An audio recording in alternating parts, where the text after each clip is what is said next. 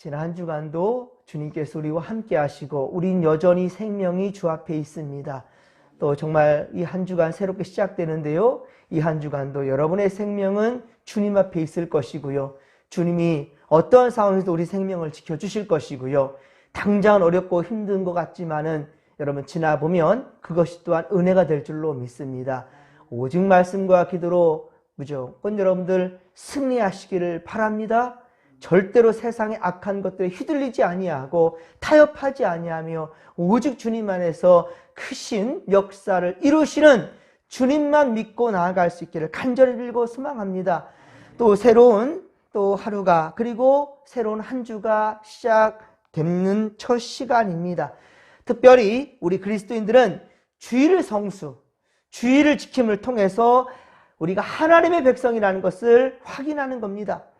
그리고 하나님 주신 은혜로 세상에서 주는 세상에서 얻게 되는 것이 아니라 오직 하나님이 주시는 힘과 능력이요 주님의 은혜로 우리는 새날을 믿음 안에 설계해 가는 겁니다.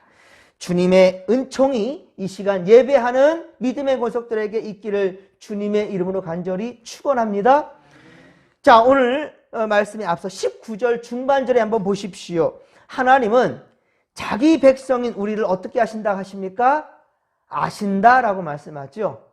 예, 하나님은 자기 백성, 바로 우리를 아신다라는 거예요. 예, 이런 찬양이 있습니다. 나를 지으신 주님 내 안에 계셔 처음부터 내 삶은 그의 손에 있었지요. 내 이름 아시지요. 내 모든 생각도 내 흐르는 눈물 그가 닦아 주셨죠. 주는 내 아버지, 난 그의 주의 소유, 내가 어딜 가든지 날 떠나지 않죠. 내 이름 아시죠. 내 모든 생각도 내 흐르는 눈물 그가 닦아 주셨죠. 아멘. 우리가 흐르는 눈물을 닦아주시는 분 우리 주님이십니다. 세상에서 여러분들 어떤 누구 의지하려 하지 마세요. 예, 한계가 있습니다. 세상에는 다 제한된 부분이 있어요. 하지만 하나님은요, 여러분들 찾고 또 찾아오고 다시 또 배반하고 외면하고 또 세상길로 갔다가 다시 돌아와도 주님은 단 한 번도 우리를 다그치지 않으시고 혼내지 않으십니다. 내 딸 왔느냐? 내 아들 왔느냐? 네가 내 자식이지 내가 널 안단다. 주님은 항상 우리를 평강으로 맞아주시는 주님이십니다. 끝까지 세상 끝날까지 우리를 지키시고 함께 하시는 주님, 주님이 바로 우리를 아십니다. 우리를 아시는 주님, 그분께로 한 걸음 더 나아가십시다. 그렇습니다. 우리는 창조주 하나님 만드신 걸작품이라는 거예요. 예, 공장에서 찍어내는 상품이 아니라 우리는 걸작품입니다. 세상에 단 하나밖에 없는. 그렇습니다. 주님은 우리의 머리털까지 세신 바 되셨다고 하셨죠. 하나님은 우리를 만드셨지만 그러나 우리를 로봇처럼 프로그램화 시켜가지고 그렇게 원격 조정하지 않으신다는 말입니다. 사랑하셔서 자유의 의지를 주셨어요.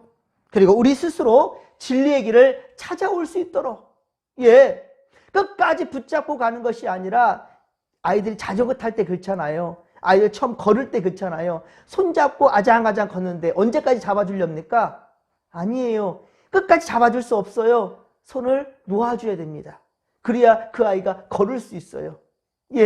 여러분들 하나님께서는요 우리가 자유의 의지를 가지고 세상으로 나아가는 의지가 아니라 하나님께 나아가는 그 믿음의 발걸음들을 주님 오늘도 기다리고 계신다는 겁니다. 우리가 거짓 진리에 노출되어 있고 그리고 유혹받고 있고 망가진 부분도 주님은 알고 계신다는 겁니다. 그래서 19절에 보면 하나님은 우리로 하여금 불의에서 과감히 떠나라고 말씀하고 있어요. 불의에서 떠나라. 19절 하반절 그렇죠?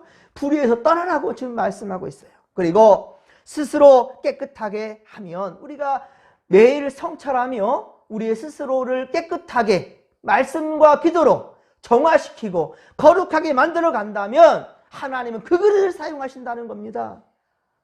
우리가 사람의 됨됨이, 성품에 대해서 얘기할 때 뭐라 하지요? 그 사람은 그릇이 좁아. 그 사람은 그릇은 참으로 넓어. 이런 말 하지 않습니까? 그릇이라는 표현을 써요.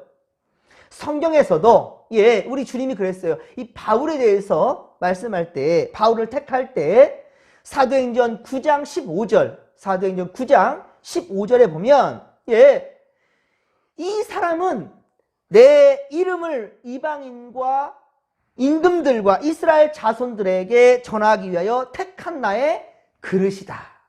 택한 나의 그릇이다.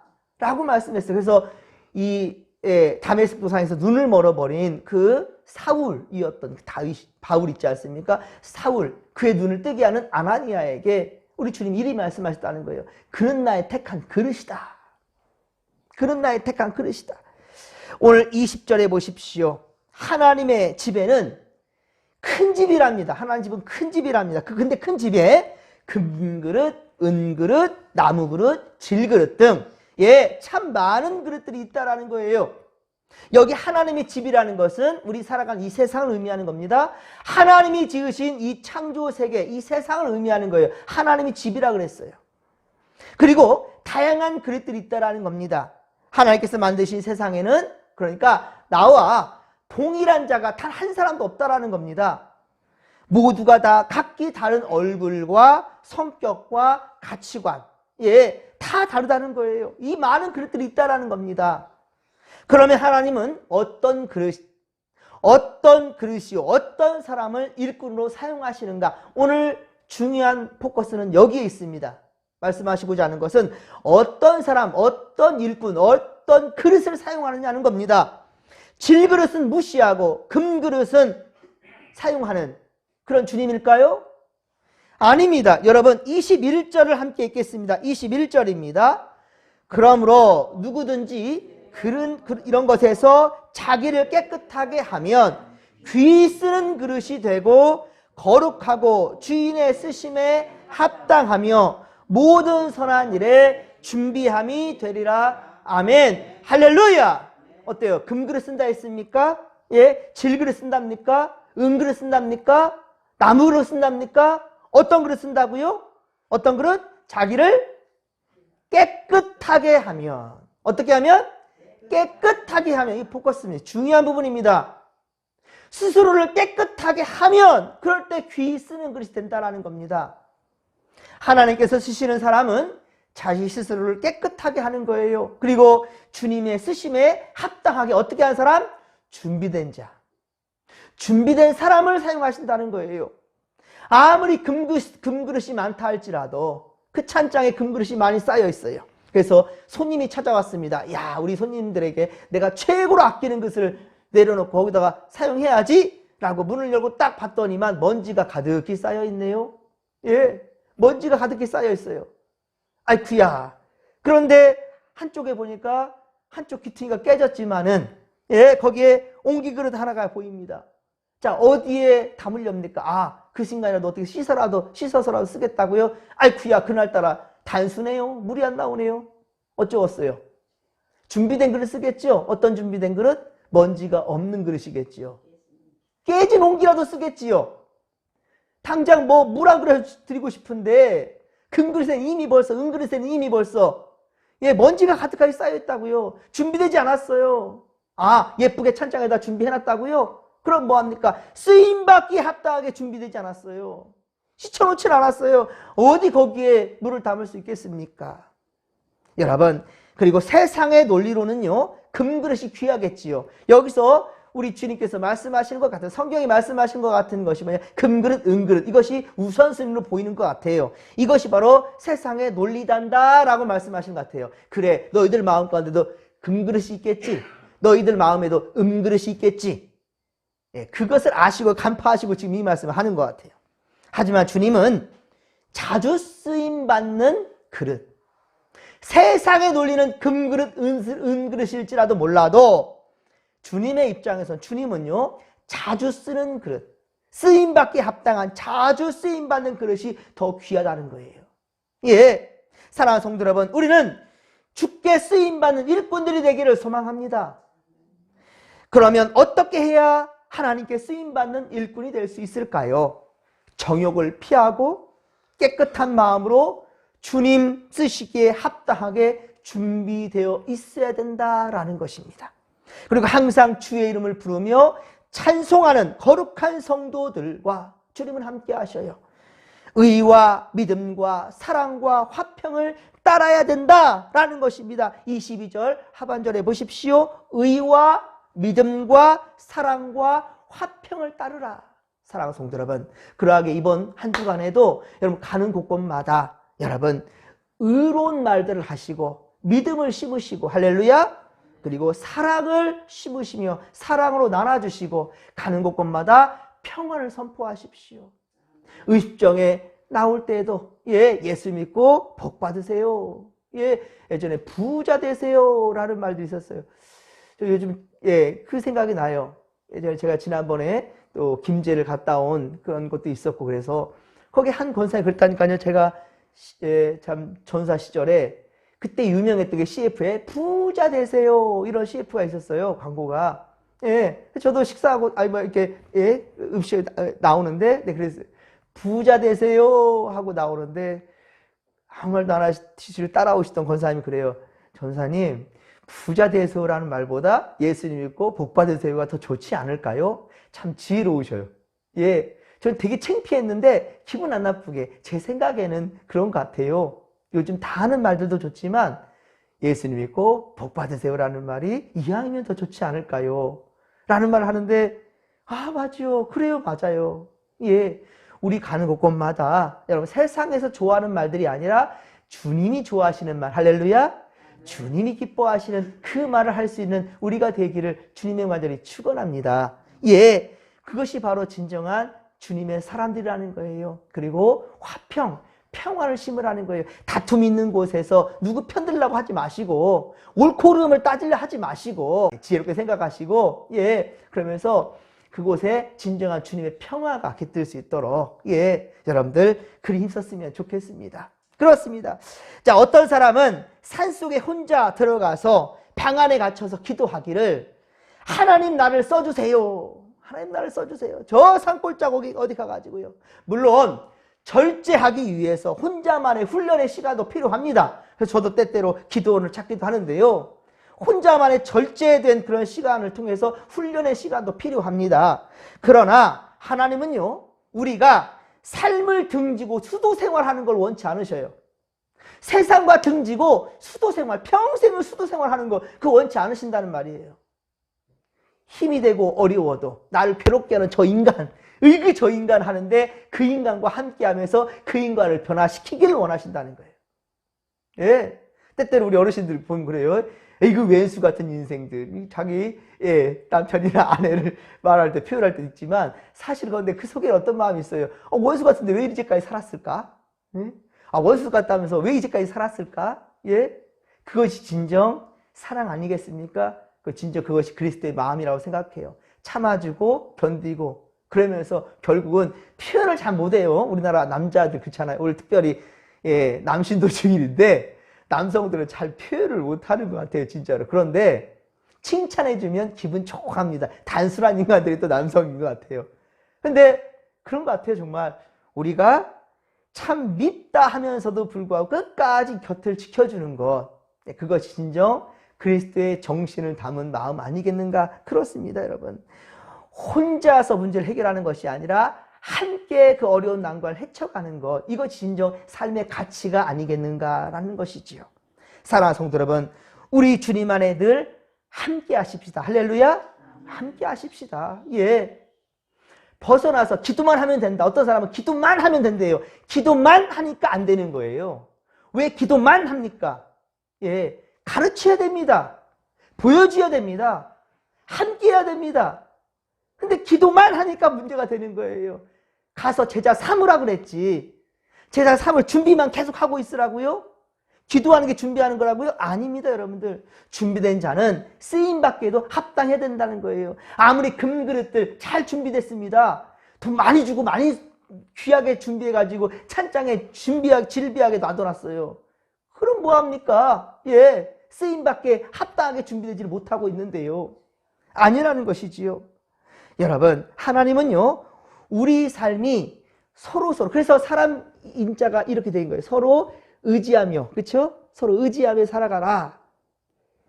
이게 바로 사람 인자예요. 서로 의지하면서 서로 더불어 살아가는 겁니다. 사랑하는 성도 여러분, 우리 주님 안에 늘 함께 하시는 것. 그래서 주님의 별칭이 임마누엘. 하나님이 우리와 함께 하신다 라는 겁니다. 그래서 믿음의 공동체 안에서 함께 끌어주고 밀어주고, 그리고 합력하여 뭘 이룬다고요? 선을 이룬다고요.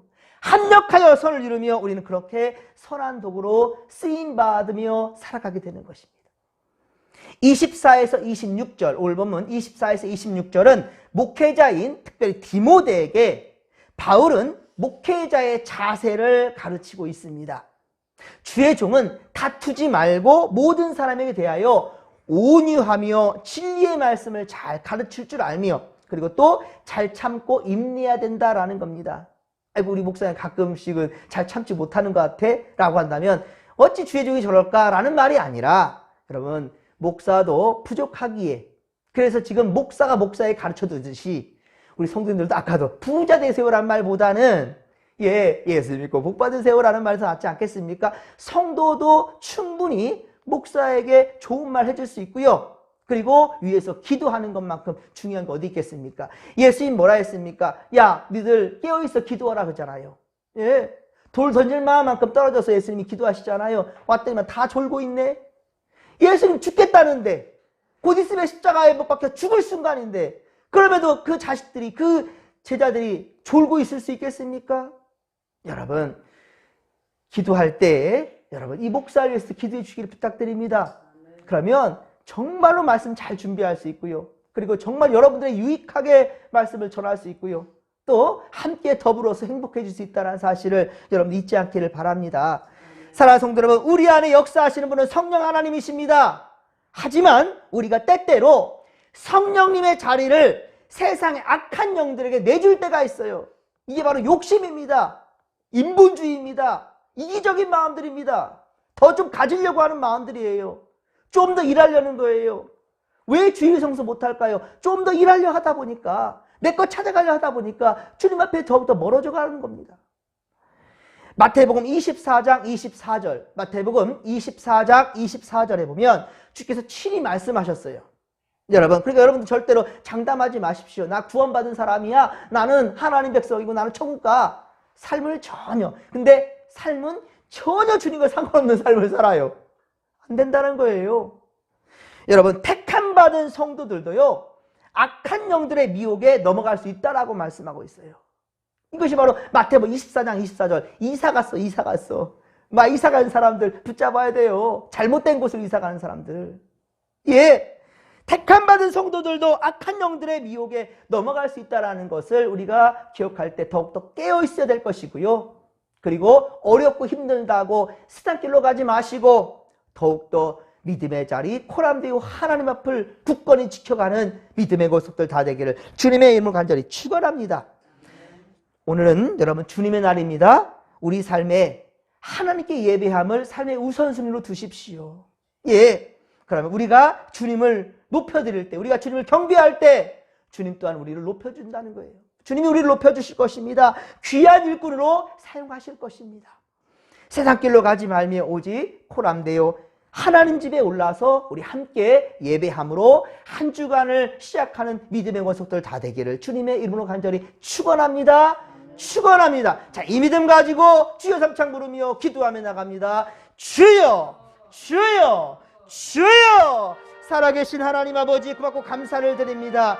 하나님 아버지 한 주간의 처음 시간 코람되어 아버지 앞에 시작하는 성도들을 기억하소서. 이 시간도 이 손으로 안수할 때 하나님의 크신 역사가 성도들에게 임하게 하여 주시옵소서. 하나님께 합한 자들이 되게 하시고 쓰임받게 부족함이 없는 일꾼들이 되게 하옵소서. 함께하여 주옵소서.